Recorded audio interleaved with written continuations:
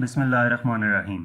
Second year, आज हम chapter 19 atomic spectra के कॉन्सेप्चुअल क्वेश्चंस देखेंगे।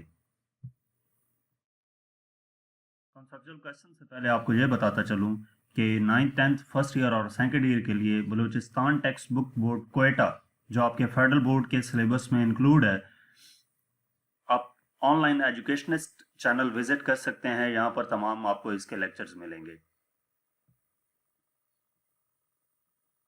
तो हमारे पास फर्स्ट कॉन्सेप्चुअल क्वेश्चन है, why does the spectrum of hydrogen consist of many lines even though a hydrogen atom has only a single electron. Question में यह पूछा गया है कि जो स्पेक्ट्रम होता है हाइड्रोजन का, उसमें काफी ज्यादा नंबर ऑफ लाइंस क्यों होती हैं, जबकि हाइड्रोजन एटम में सिर्फ एक इलेक्ट्रॉन मौजूद होता है। तो इसका आंसर देखते हैं कि हाइड्रोजन एटम में एक ही इलेक्ट्रॉन होता है, यह आपको मालूम है। जब एनर्जी उस हाइड्रोजन एटम को अप्लाई की जाती है तो क्या होता है कि वो एक्साइट करेगा, then its single electron will jump. जब electron atom hydrogen atom excite करेगा तो उसका जो सिंगल इलेक्ट्रॉन होगा वो जंप करके ग्राउंड स्टेट से किसी हायर एनर्जी लेवल में चला जाएगा। ग्राउंड लेवल से किसी हायर एनर्जी लेवल में चला जाएगा। उससे क्या होगा, अब जब उसने डी एक्साइड करना है तो वो डी एक्साइड करते वक्त हायर लेवल से ग्राउंड लेवल पर आने के लिए सेवरल जंप्स की सूरत में आएगा। तो उस वजह से स्पेक्ट्रल लाइंस डिफरेंट वेवलेंथ्स की इमिट होंगी, यानी कि हायर एनर्जी लेवल से जब लोअर एनर्जी लेवल तक वो सेवरल जंप्स की सूरत में आएगा तो उससे क्या होगा कि स्पेक्ट्रल लाइंस डिफरेंट वेवलेंथ्स की इमिट होंगी। इस वजह से जो स्पेक्ट्रम होता है हाइड्रोजन का, उसमें काफी सारी नंबर ऑफ लाइंस मौजूद होती हैं। सेकंड क्वेश्चन है, why do solids give rise to continuous spectrum while hot gases give rise to line spectrum. कि सॉलिड जो होता है उसमें कंटीन्यूअस स्पेक्ट्रम क्यों होता है और जो हॉट गैसेस हैं उसमें लाइन स्पेक्ट्रम क्यों होता है, ये हमने देखना है। तो हम इसमें सबसे पहले कंटिन्यूअस स्पेक्ट्रम देखते हैं सॉलिड्स में, फिर इसी तरह लाइन स्पेक्ट्रम देखेंगे गैसेस में। तो सॉलिड में कंटिन्यूअस स्पेक्ट्रम कैसे होता है, सॉलिड एटम्स बेसिकली फ्री नहीं होते। सॉलिड्स में जो एटम्स होते हैं वो फ्री नहीं होते, वो पैक्ड होते हैं टाइटली, यानी उनके सॉलिड्स के जो एटम्स होते हैं उनके दरमियान गैप ना होने के बराबर होता है। तो इस वजह से वो टाइटली पैक्ड होते हैं and there orbits overlap with each other. तो उनके जो ऑर्बिट्स होते हैं वो भी एक दूसरे के ऊपर ओवरलैप किया होता है उन्होंने। एनर्जी चेंजेस जो होती हैं पार्टिकुलर एटम में, वो इम्पैक्ट करती हैं अदर एटम्स की इन दी सराउंडिंग्स। यानी कि किसी एक पार्टिकुलर एटम पे जो एनर्जी चेंज आ रही है, एनर्जी की जो चेंज आएगी वो उसके आसपास जो एटम्स होंगे सराउंडिंग्स में, उन पे भी इफेक्ट करेगी। This impact is the radiations of all wavelengths are emitted। impact किस वजह से होता है, radiations of all wavelengths are emitted। उस impact की वजह से radiations emit होती हैं तो तमाम wavelengths की। therefore solids give rise to continuous spectrum। इस वजह से जो solids होते हैं वो rise करते हैं continuous spectrum पे। लाइन स्पेक्ट्रम गैसेस में क्यों होता है, अब एटम जो होते हैं गैस के, वो सॉलिड्स की निस्बत उनके दरमियान गैप ज्यादा होता है। सॉलिड में तो गैप ना होने के बराबर होता है, लेकिन गैसेस में सॉलिड्स की निस्बत जो एटम्स के दरमियान गैप होता है वो काफी ज्यादा होता है। तो इस वजह से हम ये कह सकते हैं कि जो एटम होता है गैसेस में वो आइसोलेट हुआ होता है और बाकी एटम्स की निस्बत फार अपार्ट होता है। अब गैस का कोई भी atom, no atom of the gas influences the other atoms, यानी कि एक एटम दूसरे एटम पे कोई इफेक्ट पुट नहीं कर रहे होता and hence radiations of specific wavelengths and frequencies are emitted. तो जो रेडिएशंस होती हैं या वेवलेंथ्स होती हैं वो किसी स्पेसिफिक फ्रीक्वेंसी की इमिट होती हैं। तो इस वजह से जो हॉट गैसेज हैं वो गिव राइज करती हैं लाइन स्पेक्ट्रा को। तो कंटिन्यूअस स्पेक्ट्रा होता है सॉलिड में और लाइन स्पेक्ट्रा होता है गैसेज में। इसके बाद क्वेश्चन नंबर 3 है, can the electron in the ground state of hydrogen absorb a photon of energy less than 13.6 electron volt, be greater than 13.6 electron volt.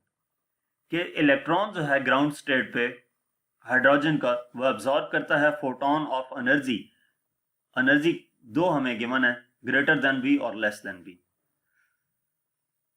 तो इसका आंसर देखते हैं कि जो इलेक्ट्रॉन होता है वो अब्सॉर्ब करता है photon of energy less than 13.6 electron volt और ग्रेटर देन 13.6 इलेक्ट्रॉन वोल्ट, यानी कि दोनों किस्म की एनर्जीज को वो अब्सॉर्ब कर सकता है। अब फर्स्ट हम देखते हैं कि लेस देन 13.6 इलेक्ट्रॉन वोल्ट हो तो वो कैसे ऑब्जर्व करेगा।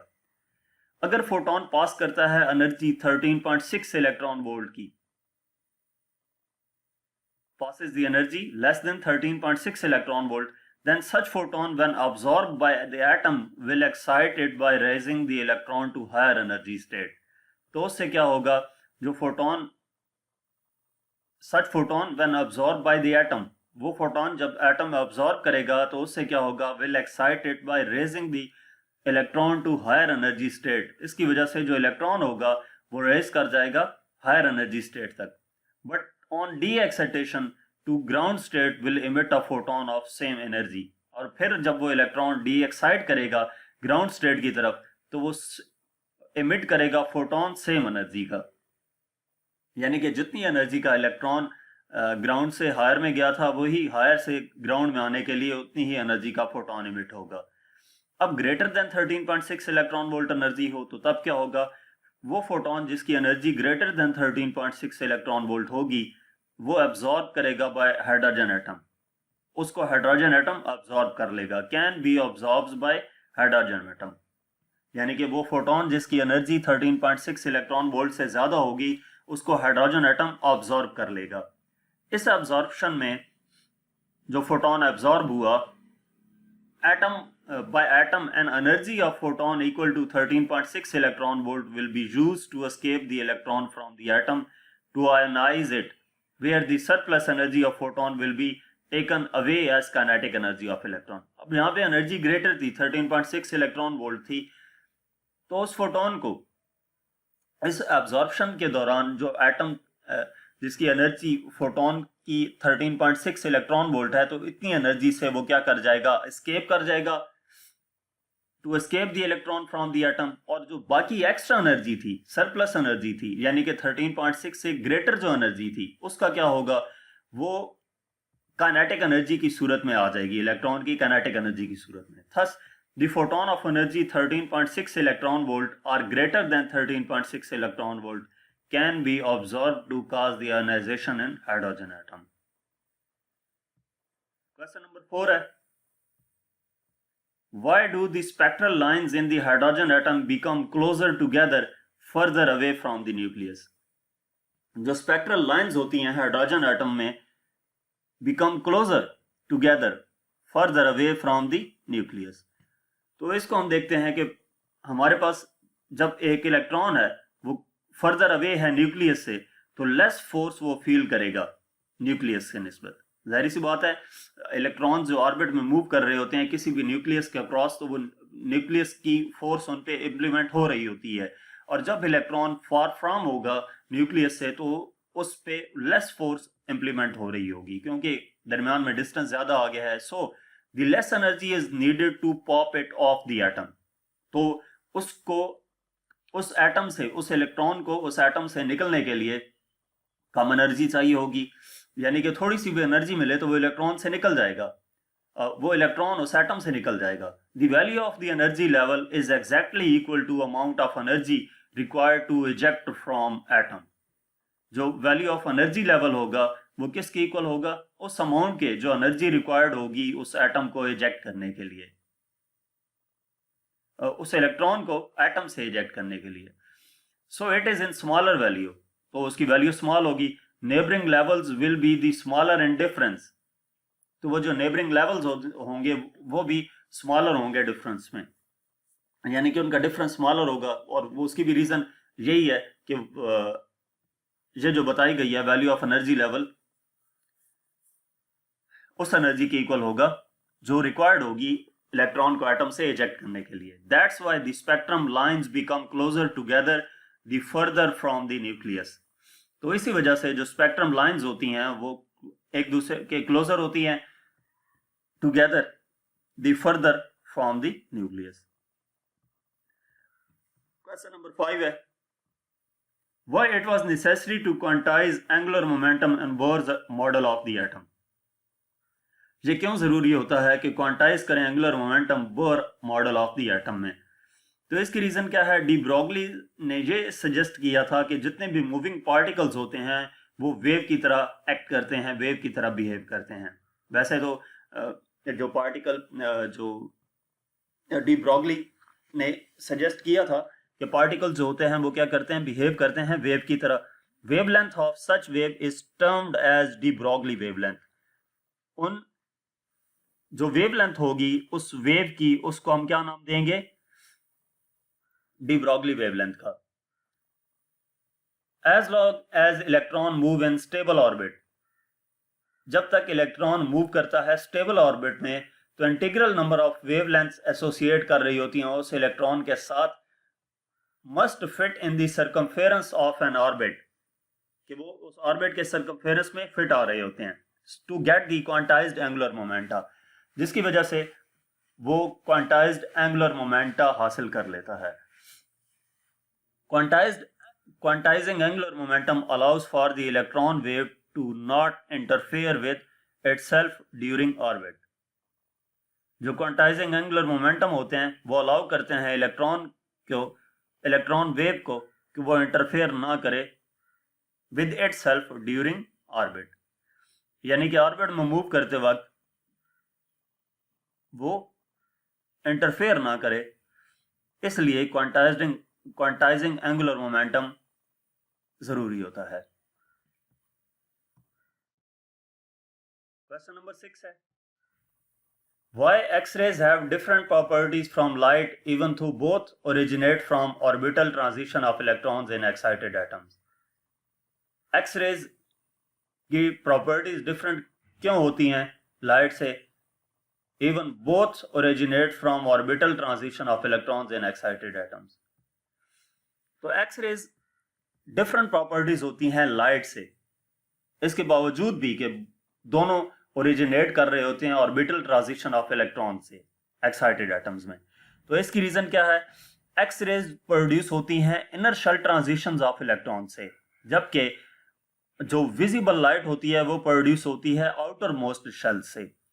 X-rays more energetic, possessing high frequency होते हैं एंड उनकी वेवलेंथ भी शॉर्टर होती है क्योंकि वो इनर शेल ट्रांजिशन से प्रोड्यूस हो रहे होते हैं, जबकि विजिबल लाइट होती है उसकी लेस एनर्जेटिक होते हैं as compare to, and possesses lower frequency, और वो लोअर फ्रीक्वेंसी पोजेस करते हैं एंड लॉन्गर वेवलेंथ, और उनकी वेवलेंथ भी लॉन्गर होती है। तो इस वजह से जो विजिबल लाइट होती है उसकी प्रॉपर्टीज एक्स-रे की निस्बत डिफरेंट होती हैं।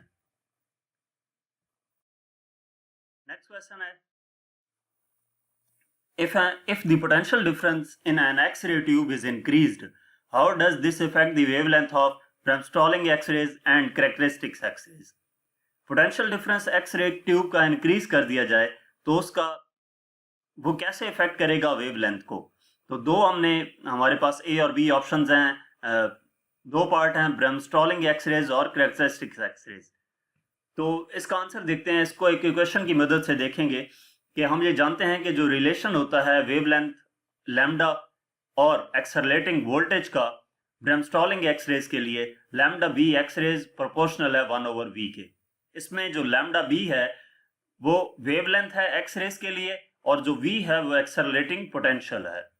इस इक्वेशन की मदद से हम ये देख सकते हैं कि जो एक्सेलरेटिंग पोटेंशियल है वो अगर इंक्रीज करता है तो वेवलेंथ डिक्रीज कर जाएगी क्योंकि इनवर्सली रिलेशन है, और इसी तरह अगर वेवलेंथ इंक्रीज करती है तो एक्सेलरेटिंग पोटेंशियल डिक्रीज कर जाएगा।